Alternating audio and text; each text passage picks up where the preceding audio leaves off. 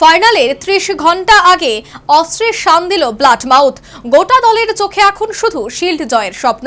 সেমিফাইনালের সমস্ত ব্যর্থতা দুর্বলতা ছেড়ে ফেলে গোটা দল রীতিমতো চাঙ্গা। লক্ষ্য একটাই, নীলজ্যোতি রাখাল শিল্ডের ফাইনাল থেকে মরশুমের প্রথম ট্রফি ঘরে তোলা।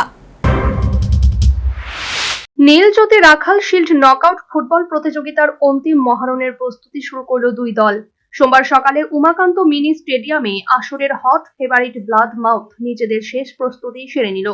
2016 সালের পর আবারও দলের স্বপ্ন ট্রফি জয়, যার কারণে দলীয় ফুটবলারদের থেকে শুরু করে ক্লাব কর্মকর্তাদের ব্যাপক উন্মাদনা ফাইনাল ম্যাচকে ঘিরে। কোয়ার্টার ফাইনালে এবং সেমিফাইনালে দল যে ফুটবল প্রদর্শন করেছিল তার চেয়ে বেশি ভালো ফুটবল প্রদর্শন করতে মরিয়া দল ফুটবলাররা। রাজধানীর বুকে প্রথম ডার্বি আসরকে অন্য মাত্রা দিতে চাইছে ব্লাড মাউথ ক্লাব কর্মকর্তা সহ প্রত্যেক দলীয় ফুটবলার।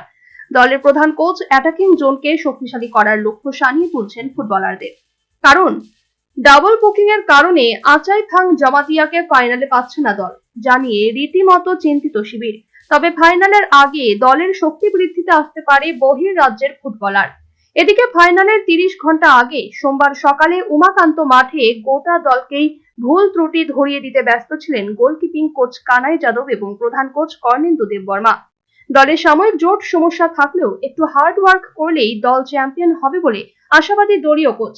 তার জন্য গুরু সুভাষ বোসের বিরুদ্ধে মাঠে নামার আগে অন্য ছক তৈরি করলেন blood mouth coach Karnendu Debbarma.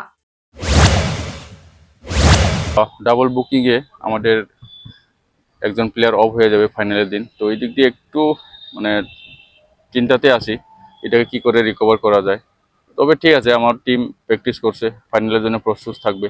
শুধু ওই পয়েন্টটা জায়গায় আমরা অন্য পরিকল্পনা করতে হবে আর কি। পরিকল্পনা বলতে কি, যেহেতু অপোনেন্ট টিম সবাই জানে, অডিয়েন্সে জানে, অফিসিয়ালরা জানে, সব ক্লাবেই জানে, আমরাও জানি যে ওরা ভালো টিম।